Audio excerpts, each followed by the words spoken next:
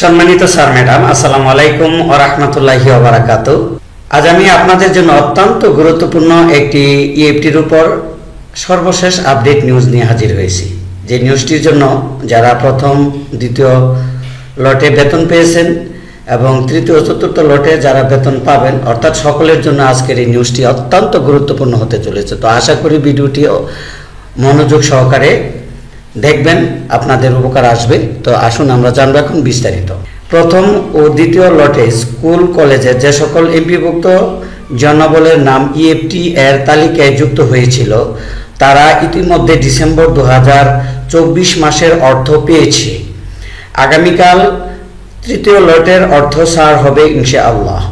এই সপ্তাহে চতুর্থ লটের কাজ শেষ হবে, অর্থাৎ রানিং যে সপ্তাহ রয়েছে সে সপ্তাহে চতুর্থ লটের কাজ শেষ হবে।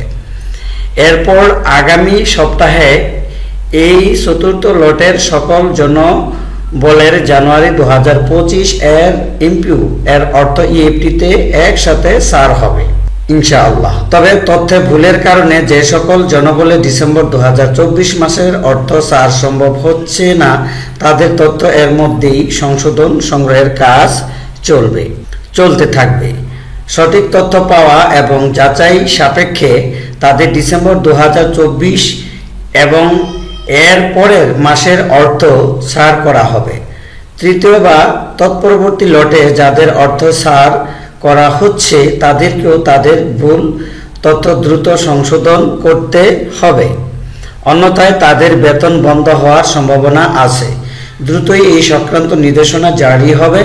তবে যারা নিজেদের তথ্যে কি ভুল আছে তা বুঝতে পেরেছেন তারা পত্রের অপেক্ষায় না থেকে দ্রুত সংশোধন করার উদ্যোগ নিন।